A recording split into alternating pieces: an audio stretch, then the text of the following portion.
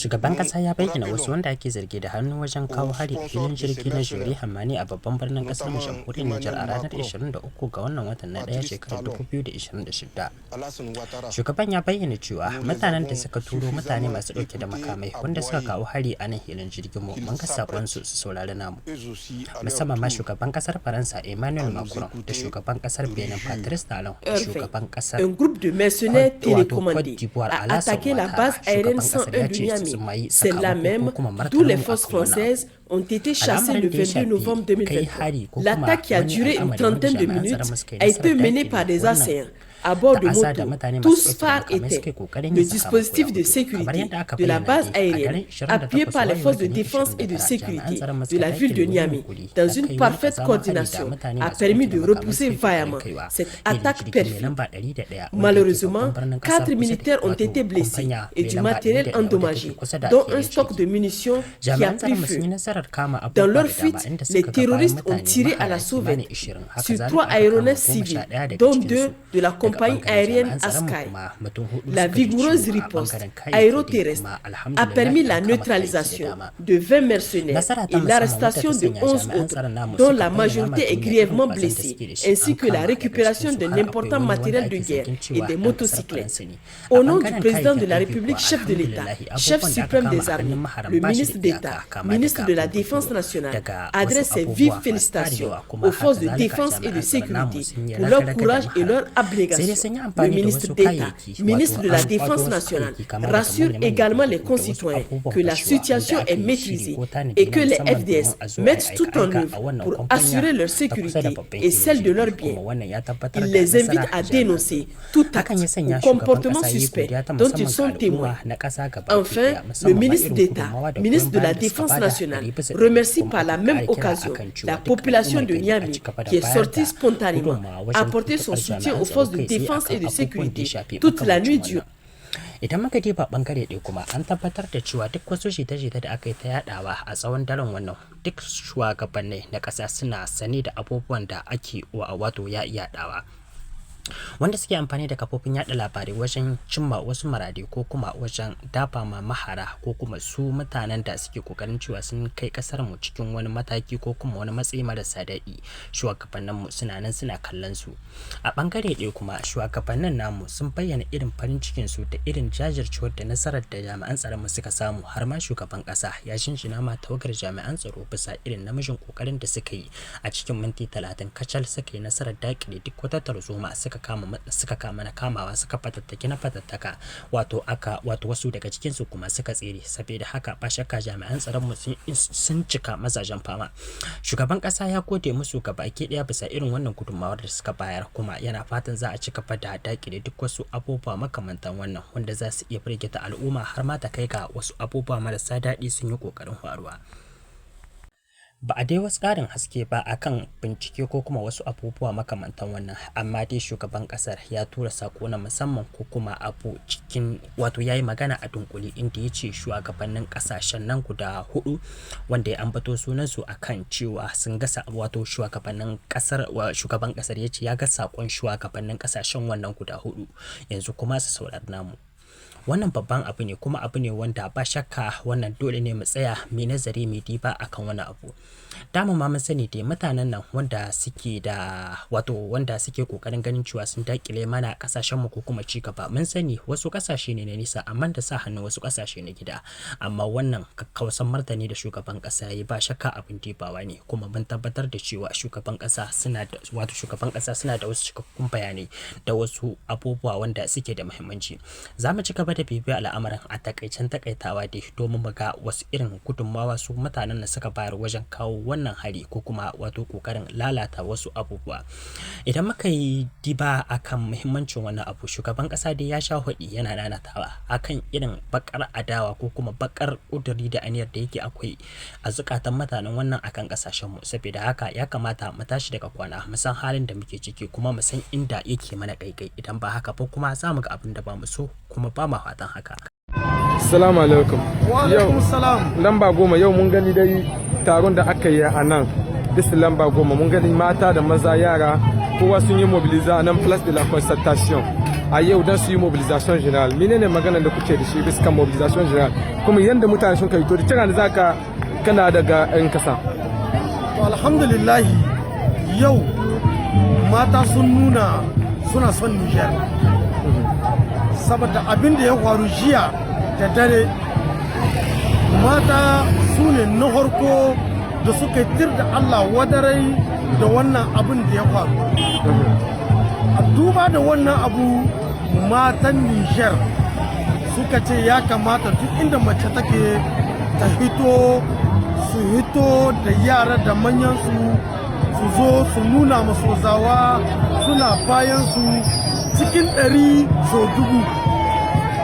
Kuma tsakani da Allah mata ba za mu ce musu komi ba sai dai mu ce hey aisha bonjour la tanti da alheri saboda wannan mobilisation inda ake ta yau mata suka yi ta su mata abinda aka kowa su kasar da tamu ta Niger ta tsayu Hajiya duwai sai da hannu ta kamar yadda mai girma mai daraja Abdurrahman Tani ya dauki kudurin dai ya ce zai yi kokari ya gyara Niger ta zamanto ƙasa wadda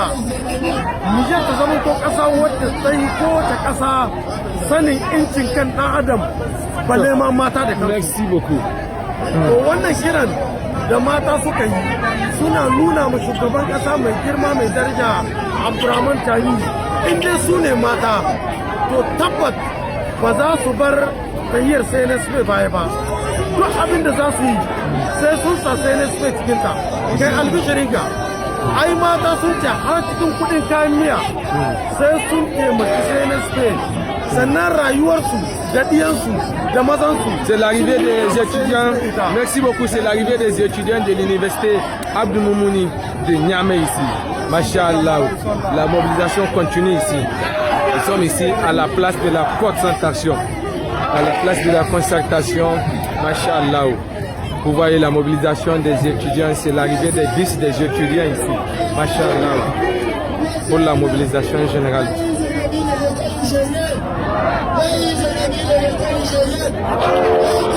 Masha'Allah. La mobilisation continue ici au niveau de la place de la concertation. Merci camarades, merci d'être là. Donc nous avons une activité de contestation ce soir et cette activité ne prendra pas beaucoup de temps. Donc les bus vont continuer après l'activité sur les différents axes pour amener les camarades chez eux. Sur ce, nous vous demandons d'être patients et de rester. Merci camarades, restons mobilisés. La musique continue. ISN! ISN!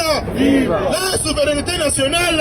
La souveraineté nationale! La CNSP! La CNSP! Merci camarades. La lutte!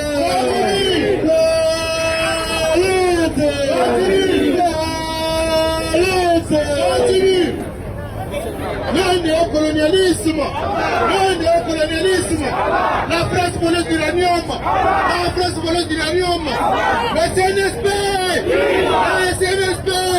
la souveraineté nationale, la refondation, la souveraineté nationale. Merci camarades.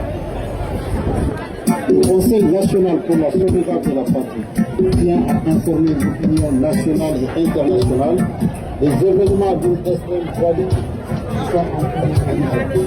Le convoi de forces françaises a été fustigé pour avoir d'une façon unilatérale libéré des éléments de Le terrorisme. ministre du Commerce, Blaise Sédhiou, le coordinateur même sont ici présents.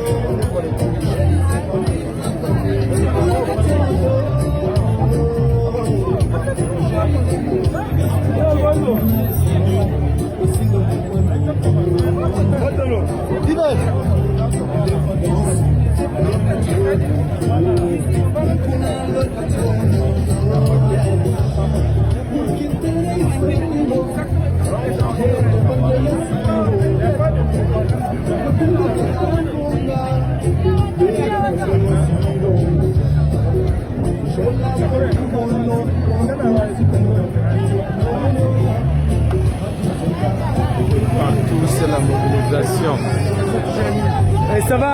Madono. Un peu partout, c'est la mobilisation. Machallah. Bon, nous sommes canés au place de la concertation. Diamant Godé mobilisé de temps. Ah, la mobilisation continue.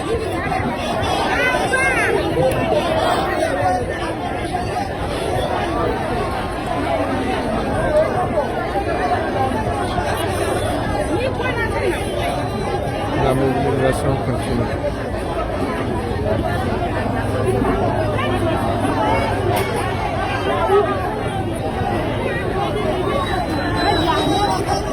Mashallah.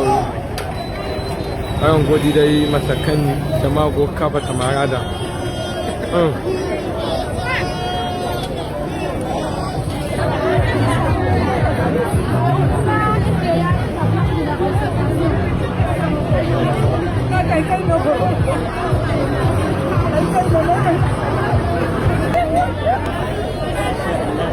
Mashallah, c'est bien.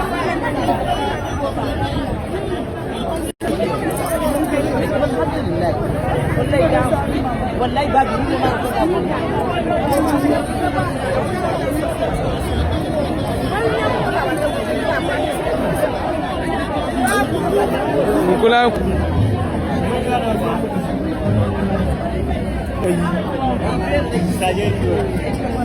Machallah, la mobilisation continue toujours au niveau de la place de la concertation. Les femmes sont en train de se mobiliser, les jeunes, les étudiants, les veilleurs, tout le monde est ici. Au niveau de la place de la concertation, la mobilisation continue.